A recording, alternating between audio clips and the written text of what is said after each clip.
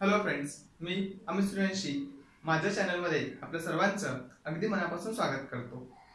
आज आपण पार्ट 1 मधील चॅप्टर 4 म्हणजेच इफेक्ट्स ऑफ इलेक्ट्रिक करंट या चॅप्टर मधील प्रॉब्लेम्स या व्हिडिओमध्ये स्टडी करणार आहे। चला तर मग प्रॉब्लेम्सला आपण सुरुवात करूया।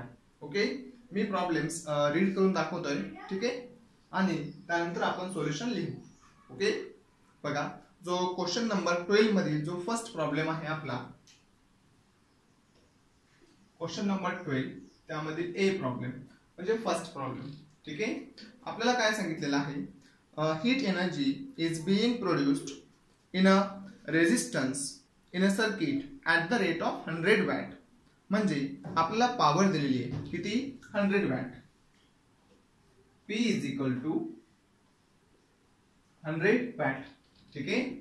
Then the current of 3 ampere is flowing in the circuit। आणि ते जे सर्किट आहे त्या सर्किट मधून जो करंट आहे तो किती आहे, 3 एम्पियर फ्लो होत आहे। Okay, then what must be the value of the resistance। ठीक आहे, आपल्याला काढायचे आहे व्हॅल्यू ऑफ रेजिस्टन्स म्हणजेच R। रेजिस्टन्स त्या सर्किट मधील आपल्याला काढायचा आहे, ठीक आहे। मी पुन्हा एकदा प्रॉब्लेम रीड करतो, बघा काय दिलेले आहे। Heat energy is being produced in a resistance in a circuit at the rate of 100 watt. ठीक आहे, मग सर्किट मध्ये रेजिस्टन्स द्वारे 100 वॅट एवढी हीट एनर्जी प्रोड्यूस होत आहे। The current of 3 ampere is flowing in the circuit. आणि त्या सर्किट मधून 3 एम्पियर एवढा करंट फ्लो होत आहे। What must be the value of the resistance. आणि रेजिस्टन्सची व्हॅल्यू आपल्याला काढायची आहे। आता फ्रेंड्स, फॉर्म्युले मी या ठिकाणी सांगत नाहीये, फॉर्म्युल्यासाठी स्पेशल एक व्हिडिओ मी बनवलेला आहे, ठीक आहे। तर प्लीज सर्वांनी प्रॉब्लेम्स बघण्याआधी तो व्हिडिओ बघून घ्या, ठीक आहे। डायरेक्टली या ठिकाणी मी प्रॉब्लेम्स लिहितो, सॉरी फॉर्म्युला लिहितो, ठीक आहे। बघा, मी तुम्हाला एक फॉर्म्युला दिलेला आहे, कुठला, P is equal to R square into R, ठीक आहे। देन आपल्याला काढायचे रेजिस्टन्स, म्हणजे आपला जो फॉर्म्युला आहे तो काय तयार होतो, R is equal to P upon I square which is equal to P means power, किती आहे power, 100 watt, divided by current किती आहे, तर करंट 3 एम्पियर आहे, मग 3 एम्पियरचा square that is 9 ampere which is equal to 1.11, ठीक आहे, ओहम। आपल्या बुक मध्ये आपल्याला 11 ओहम एवढा आन्सर दिलेला आहे, तर 11.11 ओहम लिहा किंवा फक्त 11 लिहा, करेक्ट आहे, ठीक आहे। हा होता आपला फर्स्ट प्रॉब्लेम। आता आपण सेकंड प्रॉब्लेम बघूया। सेकंड प्रॉब्लेम जो आपल्याला दिलेला आहे तो बघा, 2 tungsten bulbs of weightage 100 watt and 60 watt power work on 220 volt potential difference. म्हणजे दोन बल्ब्स आहेत, 2 टंगस्टन बल्ब्स, ठीक आहे, आणि त्यांची आपल्याला पॉवर दिलेली आहे। पहिल्या बल्बची पॉवर आहे 100 वॅट आणि दुसऱ्या बल्बची पॉवर आहे 60 वॅट, आणि दोन्ही जे बल्ब्स आहेत ते 220 व्होल्टच्या पोटेन्शियल डिफरन्सला जॉईन केलेले आहे सर्किट मध्ये, आणि ते सर्किट कुठलं आहे, parallel circuit. Then if they are connected in parallel how much current will flow in the main conductor। ठीक आहे, तर आपल्याला या ठिकाणी काय करायचं आहे, मेन कंडक्टर मधील करंट काढायचा आहे। ओके, बघा, 2 टंगस्टन बल्ब्स आहेत, ठीक आहे, दोन्ही बल्ब्स एका पॅरलल सर्किट मध्ये काय केलेले आहेत, जॉईन केलेले आहेत। या ठिकाणी मी पॅरलल सर्किट ड्रॉ केलेला आहे। सपोज हा एक बल्ब आहे जो 100 वॅट आहे, हा दुसरा बल्ब जो 60 वॅट आहे, आणि दोन्ही बल्ब 220 व्होल्टच्या पोटेन्शियल डिफरन्सला जॉईन केलेला आहे, आणि यामधून I एवढा अमाउंट ऑफ करंट काय होतोय, फ्लो होतोय, ठीक आहे। म्हणजे दिस is I1, this is I2। पण आपल्याला काय करायचं आहे, तर टोटल करंट काढायचा आहे, ठीक आहे। म्हणजेच आपल्याला I is equal to I1 plus I2 हा करंट काढणं आहे, ठीक आहे।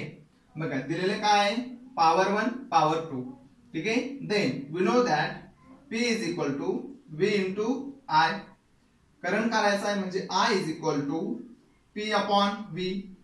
ठीक आहे, मग जर मी याला I1 लिहिलं ते झालं P1. ठीक आहे, then I2 is equal to P2 upon V.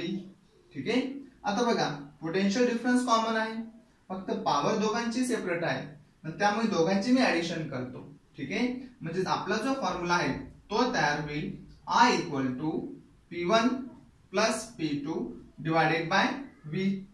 Okay, म्हणजेच 100 plus 60 divided by 220. Okay, then इकडे बघा व्हाईट बोर्ड छोटा आहे त्यामुळे ऍडजस्ट करतोय. ठीक आहे, then I is equal to 160 divided by 220 which is equal to 60 upon 22 which is equal to 8 upon 11. म्हणजेच 0.72. ओके, आणि पुढे 7 राहील तर मी शॉर्टकट मध्ये 0.72 एम्पियर लिहितो. ओके, म्हणजे या सर्किट मधून जो मेन करंट राहील तो करंट किती फ्लो होतो 0.72 एम्पियर.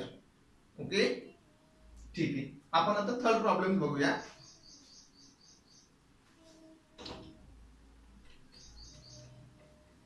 पुन्हा एकदा सांगतोय फ्रेंड्स की फॉर्म्युल्यासाठी मी एक सेपरेट व्हिडिओ तयार केलेला आहे, तर प्लीज सर्वांनी तो बघून घ्या. त्यामध्ये मी पूर्ण फॉर्म्युलेज लिहिलेले आहेत आणि फॉर्म्युले कसे तयार झाले ते पण लिहिलेले आहेत. ठीक आहे, कारण विदाउट फॉर्म्युले प्रॉब्लेम आपण सॉल्व्ह करू शकत नाही. देन नेक्स्ट प्रॉब्लेम बघा, सी. प्रॉब्लेम छोटा आहे एकदम. Who will spend more electrical energy 500 watt TV set in 30 minutes or 600 watt heater in 20 minutes. Problem छोटा आहे पण महत्वाचा आहे. ठीक आहे, बघा आपल्याला दोन इक्विपमेंट दिलेले, मी याला I1 म्हणतो. First that is TV set आणि दुसरा आपल्याला दिलेला आहे हीटर. काय दिलेला आहे, हीटर. तर त्यांनी आपल्याला टीव्ही सेटची पॉवर दिलेली आहे. टीव्ही सेटची पॉवर किती आहे तर 500 वॅट. ओके, आणि टाइम त्याला मी T1 म्हणतो. टाइम आपल्याला दिलेला आहे 30 मिनिट्स. ओके, देन हीटर याला मी P2 म्हणतो. याची पॉवर दिलेली आहे 600 वॅट अँड टाइम दिलेला आहे आपल्याला 20 minute. Okay, 30 minutes and 20 minutes. Okay, ठीक. बघा दोन इक्विपमेंट्स दिलेले आहेत, एक टीव्ही सेट आहे आणि एक हीटर आहे. टीव्ही सेटची पॉवर आहे 500 वॅट आणि टाइम आहे 30 मिनिट्स. ठीक आहे, म्हणजे एक टीव्ही सेट की जो 500 वॅटचा आहे तो 30 मिनिटांसाठी रन केला आणि हीटर आहे की जे 600 वॅटचा आहे त्याला आपण 20 मिनिटसाठी रन केलं. तर who will spend more electrical energy, म्हणजे या दोघांपैकी कोण मॅक्झिमम एनर्जी कंझ्युम करेल. ठीक आहे, तर बघा सुरुवातीलाच मी एक फॉर्म्युला सांगितलेला आहे आपल्या लास्ट व्हिडिओ मध्ये. P is equal to W upon T. W means electrical work done or electrical energy consumed or electrical energy spent. ठीक आहे, देन मी या ठिकाणी असं लिहितो W1 is equal to power into time for TV set. ठीक आहे, and W2 for heater. P1 into T1, P2 into T2. Okay, then बघा W1 म्हणजे काय, टीव्ही सेट. ठीक आहे, या ठिकाणी लिहितोय मी टीव्ही सेट आणि इथे लिहितोय मी हीटर. ओके, देन P1 म्हणजे पॉवर किती आहे तर 500 वॅट इंटू, आता टाइम आपल्याला मिनिटामध्ये दिलेला आहे त्याला आपल्याला सेकंड मध्ये कन्वर्ट करायचं आहे. मग इथे 30 minute into 60 second, then 1800 second. 1800 second. Here also 600 watt into time किती आहे 20 मिनिट, कन्वर्ट करा सेकंड मध्ये 1200 सेकंड. 1200 सेकंड. ठीक आहे, देन 90. ठीक आहे, ठीक आहे, TV set mainly watt into second. जर आपण बघितलं तर 9 लाख एवढी एनर्जी कंझ्युम करतो आणि हीटर 7 लाख सॉरी फ्रेंड्स, ठीक आहे, ओके, 7,20,000 एवढी एनर्जी काय करतो, कंझ्युम करतो. ठीक आहे, मग obviously TV set maximum energy काय करतो, स्पेंड करतो. ठीक आहे, ओके, म्हणजे आपलं जे आन्सर राहील ते काय राहील तर टीव्ही सेट. ठीक आहे, चला पुढे बघूया. आता last problem.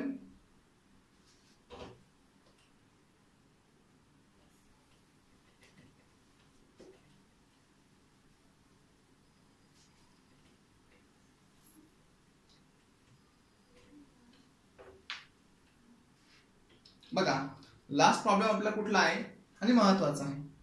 an electric iron of 1100 watt. D problem, एक इलेक्ट्रिक आयरन आहे जिची पॉवर आपल्याला दिलेली आहे, दॅट इज P1. किती, 1100 वॅट.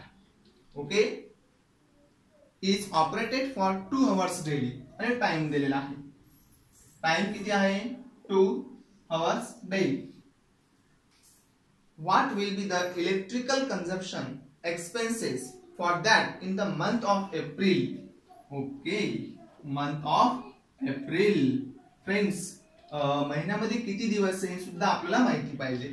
आता एप्रिल मंथ जर आपण कन्सिडर केलं तर एप्रिल मंथ मध्ये नियर अबाउट 30 डेज आहेत. किती डेज आहेत, 30 days. Then the electric company charges 5 rupees per unit charge. आणि या ठिकाणी मी असं लिहितो, per unit charge, that is 5 rupees. Okay, then friends, आता यासाठी सुद्धा आपला आधीचाच प्रॉब्लेम मधील फॉर्म्युला कुठला बघा. प्रॉब्लेम आधी समजून घ्या. एक आयरन आहे की ज्याची पॉवर 1100 वॅट आहे.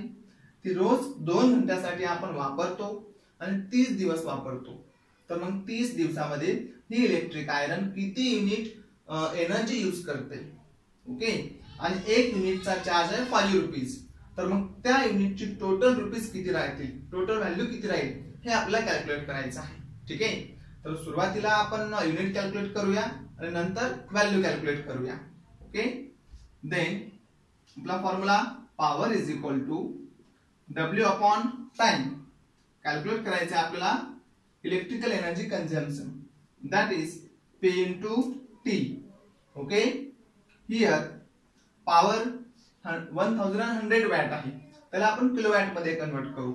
that means 1100 watt divided by 1000, we form 1.1 kilowatt. then 1.1 kilowatt into time किती आहे, 2 hours. then we form 2.2 kilowatt hour. Okay, then आता एका दिवसामध्ये ती जी इलेक्ट्रिक आयरन आहे ती एवढी इलेक्ट्रिक एनर्जी काय करते, कंझ्युम करते. आपल्याला काढायचे फॉर 30 डेज, म्हणजे 30 दिवसासाठी किती इलेक्ट्रिक एनर्जी खर्च करते. ठीक आहे, for 30 days simply electrical energy consume is equal to 2.2 kilowatt hour into 30 days. That means 0 point cancel, 66 kilowatt hour. म्हणजे ती इलेक्ट्रिक आयरन 30 दिवसामध्ये 66 किलोवॅट हवर एवढी एनर्जी कंझ्युम करते. आणि किलोवॅट हवर यालाच आपण काय म्हणतो, 66 युनिट. म्हणजे त्या इलेक्ट्रिक आयरननं 30 दिवसामध्ये 66 युनिट एवढी एनर्जी काय केली, कंझ्युम केली. आणि आता करायचं आपल्याला value. Okay, then charge for 66 unit. ठीक आहे, आता काय करायचं आपल्याला, 66 युनिट साठी किती चार्ज लागला. ओके, देन या ठिकाणी मी W लिहितो. Then we form 66 into 5 rupees, total 0.33 rupees.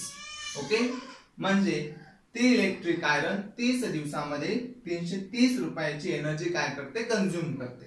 Okay, आता हे थोडंसं मी लेंथी लिहिलं, तुम्ही याला शॉर्टकट मध्ये सुद्धा लिहू शकता. म्हणजे युनिट जर आपल्याला कॅल्क्युलेट करायचे असेल तर अजून एक फॉर्म्युला आहे, कुठला तो लक्षात घ्या. पण हा फॉर्म्युला केव्हा यूज करायचा, जर पॉवर आपल्याला वॅट मध्ये दिलेली असेल तर simply electrical energy consume is equal to power into time divided by 1000 watt hour per unit. Okay, म्हणजे या फॉर्म्युल्याने सुद्धा आपण डायरेक्टली युनिट काढू शकलो असतो किंवा कॅल्क्युलेट करू शकलो असतो. ठीक आहे, जर किलोवॅट हवर दिली असेल तर सिम्पली हा फॉर्म्युला यूज करा, किंवा वॅट दिला असेल तर किलोवॅट मध्ये तुम्ही कन्वर्ट करून प्रॉब्लेम सॉल्व्ह करा, किंवा तुम्हाला जर डायरेक्टली सोडवायचं असेल तर पॉवर वॅट मध्ये upon 1000 watt hour per unit या प्रॉब्लेमने सुद्धा आपण युनिट कॅल्क्युलेट करू शकतो. आणि युनिट कॅल्क्युलेट केल्यानंतर जेवढं युनिट चार्ज असेल त्यांना मल्टिप्लाय करायचं. ओके, आय होप तुम्हाला हे चारही प्रॉब्लेम समजले असतील. आणि काही डाऊट असेल तर कमेंट मध्ये तुम्ही विचारू शकता. Thank you students, have a nice day.